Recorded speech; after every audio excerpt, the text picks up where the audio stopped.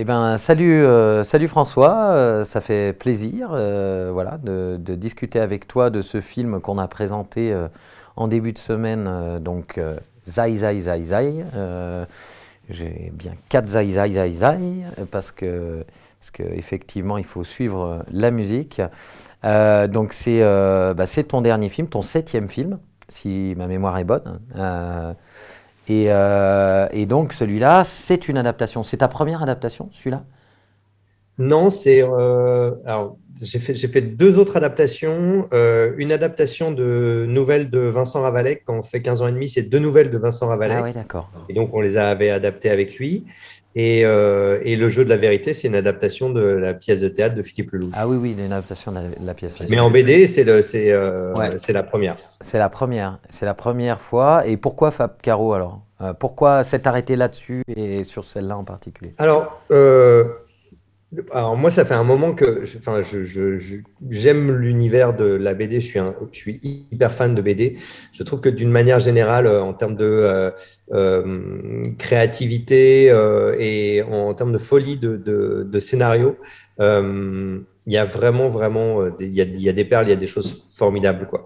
Après, sur Fab Caro, c'est encore plus spécifique. C'est vraiment un ton et un humour qui, bah, moi, m'a percuté vraiment de plein fouet quand je l'ai découvert. C'est-à-dire que je me sentais vraiment à la maison.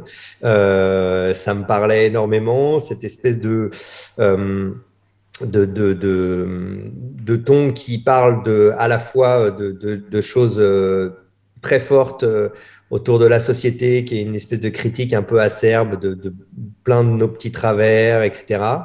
Et en même temps, tout ça fait avec beaucoup de légèreté, du décalage, de l'humour. Et voilà, moi j'ai plongé à cause de ça. Hmm. En tout cas, c'est très réussi, très drôle. Moi, j'ai pris énormément de plaisir avec ces personnages fous, les flics, voilà, ces rencontres. Et il y a quelque chose de, en tout cas, très réussi dans cet humour absurde. Et en termes de mise en scène, c'est intéressant parce que tu vas chercher en termes de cadre, en termes euh, des choses qui sont presque plus dans le genre, dans l'anticipation, par moment, dans la manière de poser les choses pour créer aussi, euh,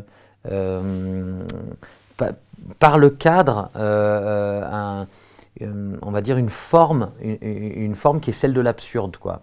Et je voulais savoir tes inspirations là-dedans, comment tu as travaillé, qu'est-ce que... Ah, le chat! Le chat, j'ai quelqu'un qui s'en va de la maison et pour éviter que le chat s'échappe, je le récupère. Voilà. Euh, excuse-moi. Donc du coup, oui, non, C'est drôle. alors, donc j'ai bien compris ta question.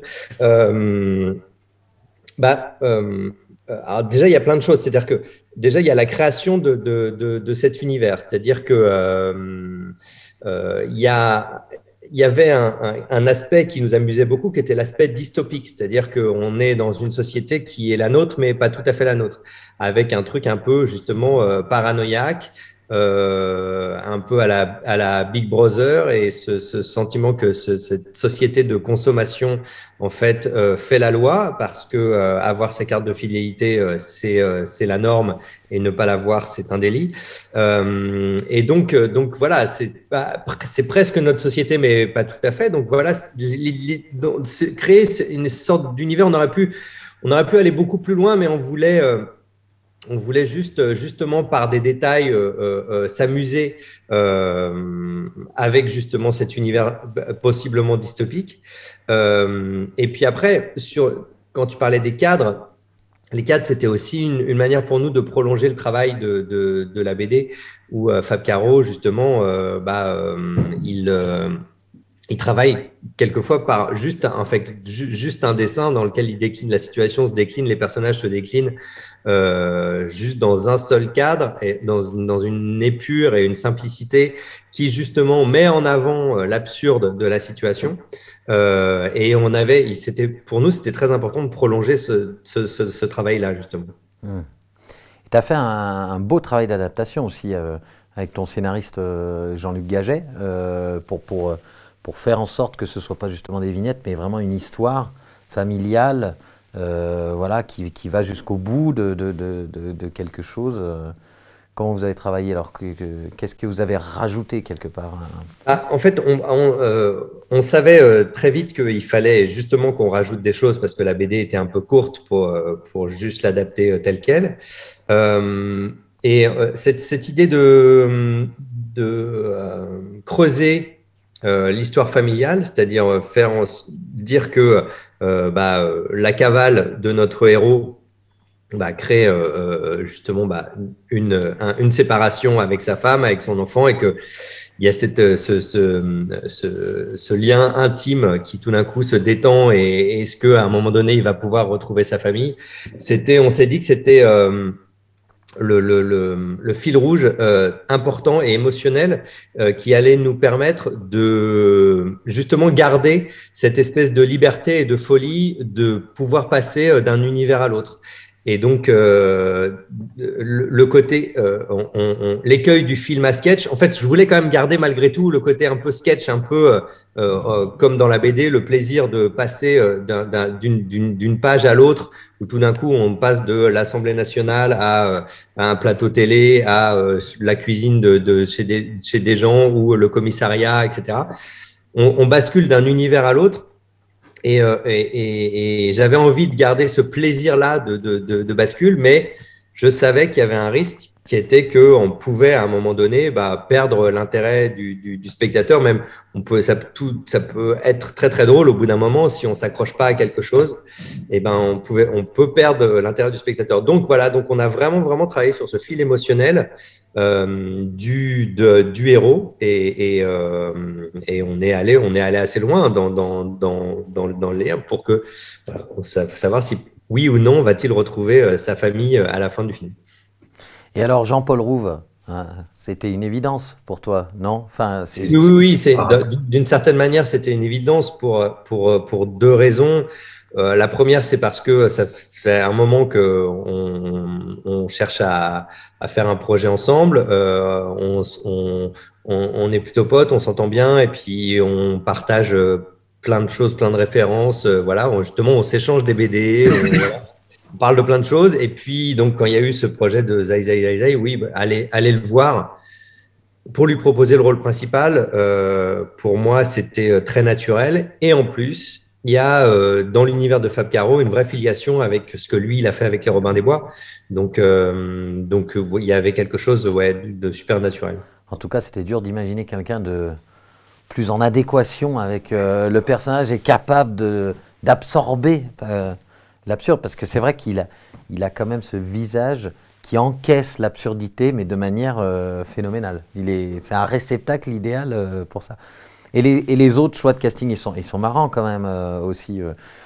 Évidemment, Ramzy, évidemment Julie Depardieu, sa femme, mais aussi le commissaire quand même. Enfin, quel commissaire, quoi. C'est un beau personnage aussi. Oui, c'est assez rigolo parce que ça s'est fait de plein de manières différentes. Julie Depardieu, c'est une proposition de Jean-Paul qui, quand on a commencé à chercher, il a tout de suite cité son nom parce qu'il avait envie de la retrouver.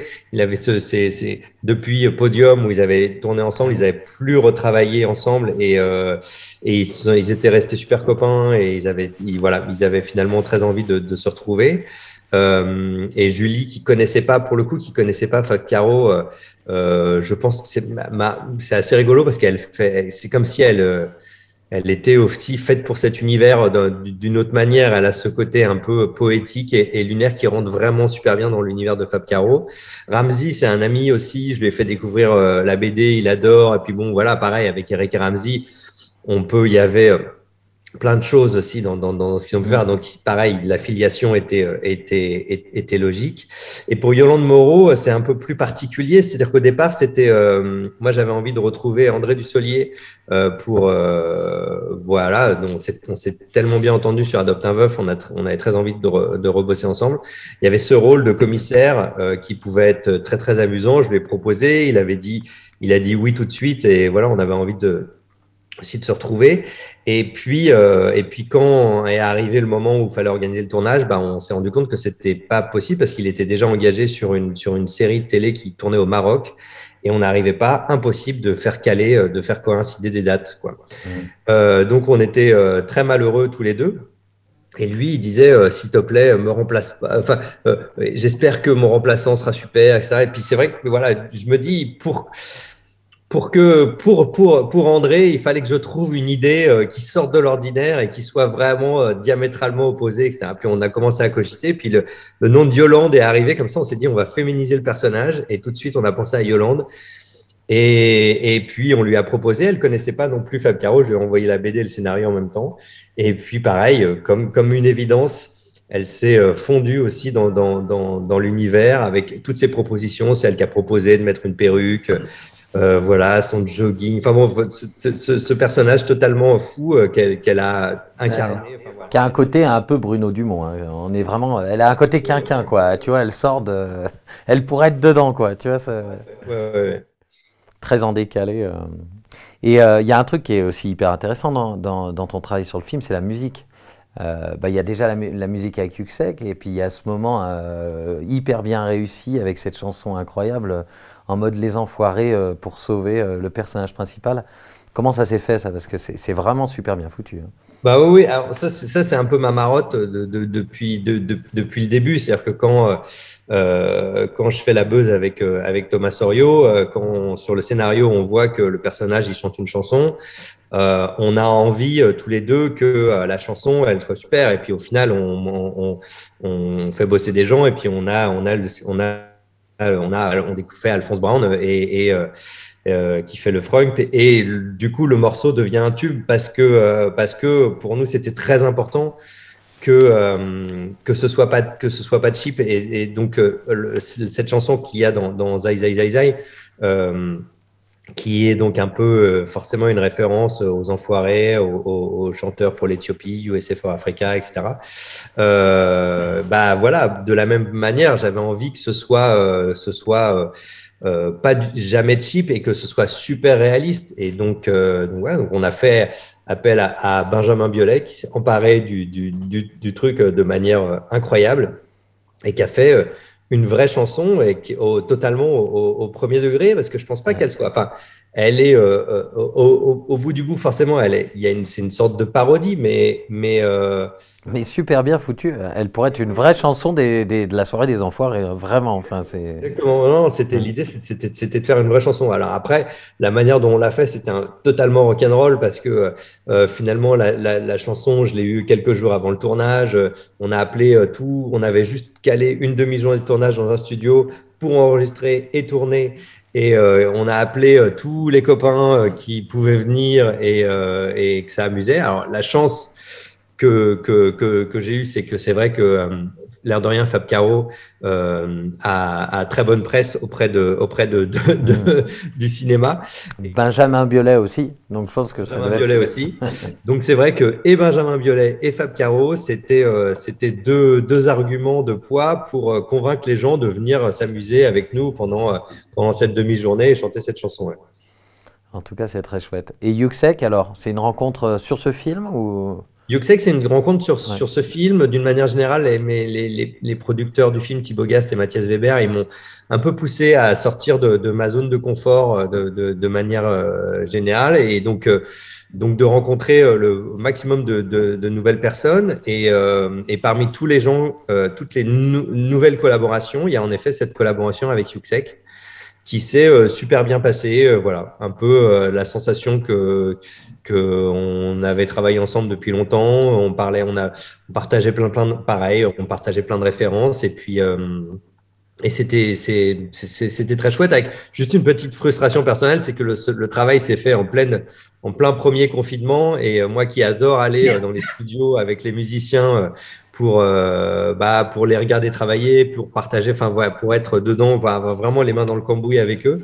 Là, évidemment, je pouvais pas, donc tout ça était à distance, mais je pense il a fait vraiment une BO qui est très très particulière et justement qui continue ce travail de premier degré. On parlait de l'univers, c'est un univers un peu dystopique, un peu anxiogène. Voilà, il a travaillé vraiment sur comme si on faisait un film de cavale, un film. Enfin, il n'a pas fait de musique de comédie justement, quoi. Ouais. Et le fait de ne pas faire de musique de comédie, ça renforce la comédie de manière paradoxale, mais en même temps, c'est assez évident. Bah, c'est très réussi. Bah, merci beaucoup. J'espère que voilà, les spectateurs qui ont suivi les séances prendront plaisir aussi à suivre cet entretien. Et puis bah, nous, on se dit à bientôt, hein, parce que Ah aux oui, arcs, oui, à bientôt. avec ton prochain film, voilà, Avec grand, grand plaisir mm, pour revenir vous voir aux Arcs, ouais, bien sûr. carrément. Bah, on signe. Bah, merci François. Merci beaucoup.